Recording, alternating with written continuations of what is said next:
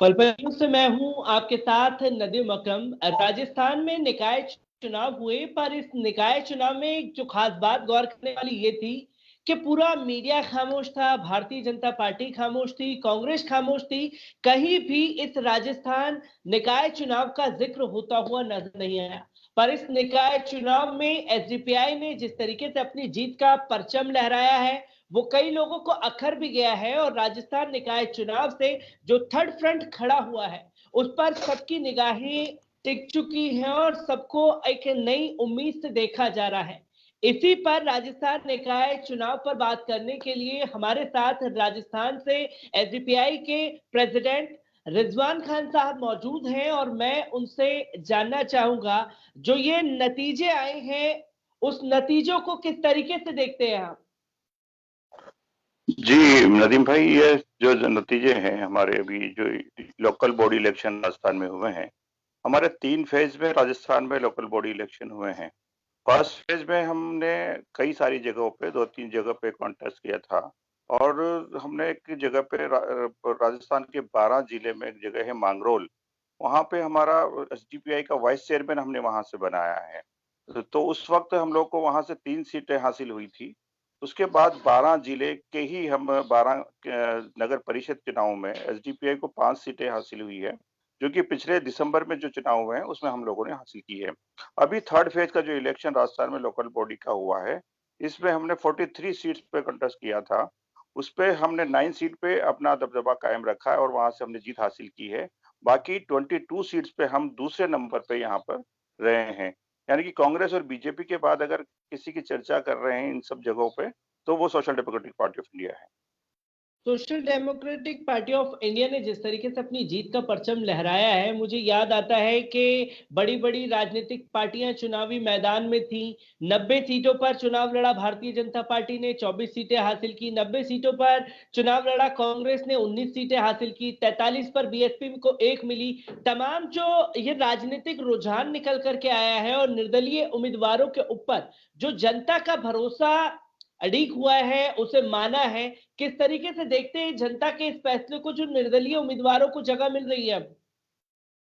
दरअसल जनता अब कुछ बदलाव चाहती है। इन राजनीतिक पार्टियों के चक्कर से निकलकर वो रियल पॉलिटिक्स की तरफ लोगों का ध्यान जा रहा है, और एसडीपीआई अपने इस मकसद में खरी उतर रही है। लोगों के विश्वास को पूरा करने के लिए एसडीपीआई अपना काम कर रही है।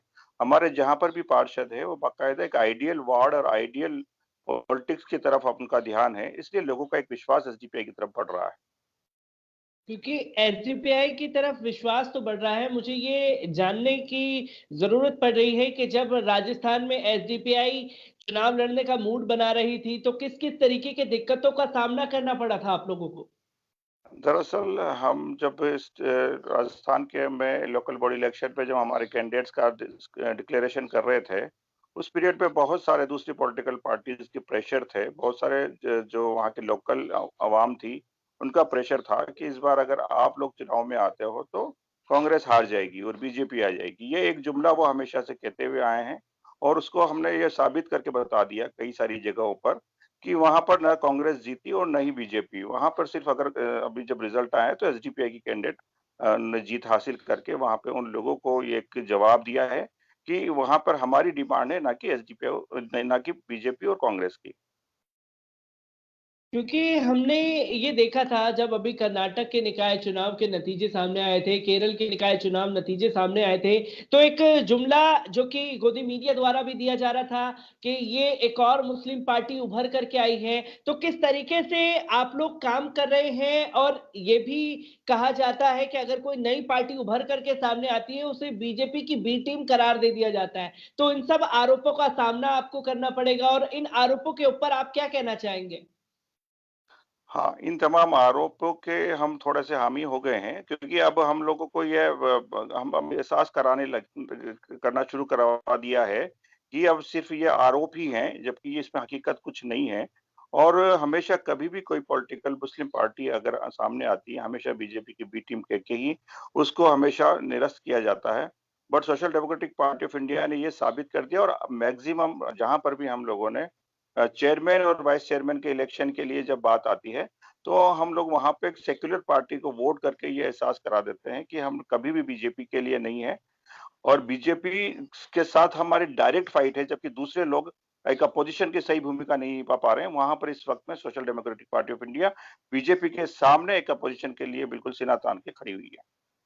जो 9 कैंडिडेट आप लोगों के राजस्थान निकाय चुनाव में जीते हैं, उनके बारे में भी मैं जानना चाहता हूं कि वो किस तरीके से वर्क कर रहे थे social democratic party of India के लिए और जनता को रिझाने में वो किस तरीके से कामयाब हो पाए, क्योंकि नाम कुछ के सामने आए, कुछ के नाम सामने नहीं आ पाए। किन किन वार्डों पर आप लोगों ने जीत हासिल की है?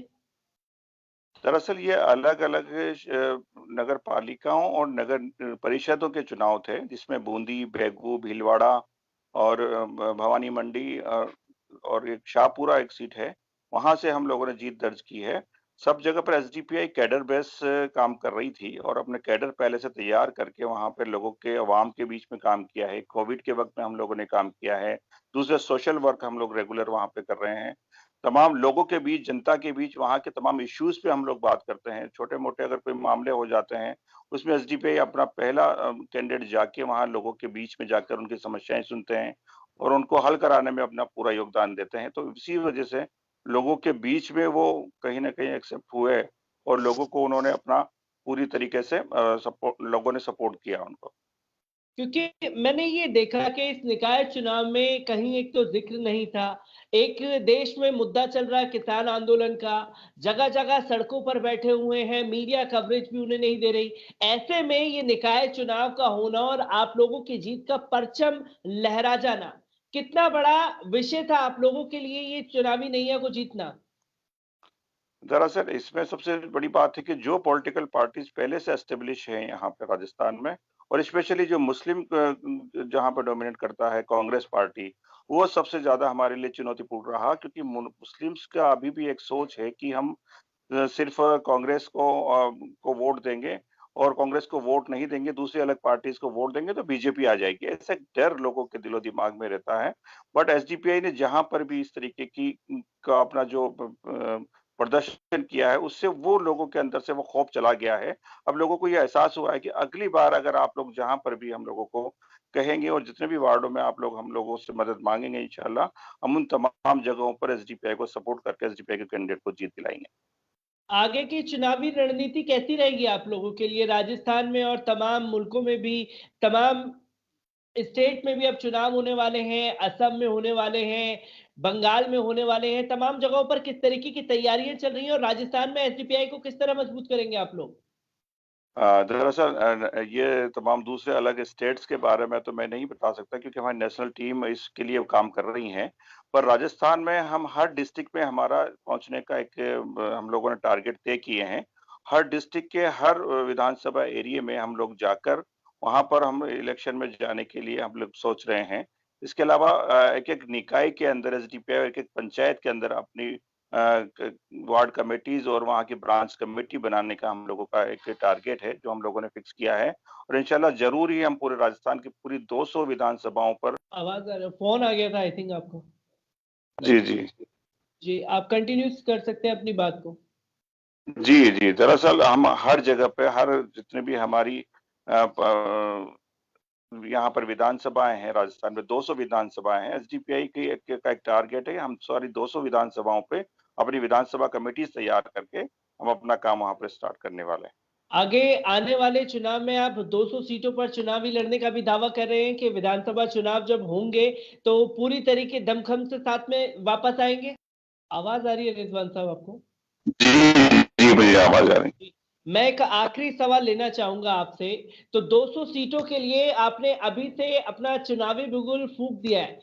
जो राजनीतिक पार्टियाँ हैं उनके लिए कितनी बड़ी मुश्किलें खड़ी करने वाले हैं और आप?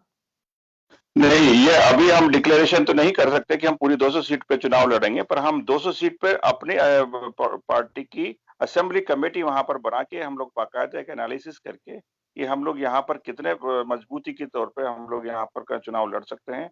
उन सीटों को हम यहाँ पर आइडेंटिफ़ाई करेंगे और उन सीट्स पे राजस्थान में हम इलेक्शन लड़ेंगे इंशाअल्लाह।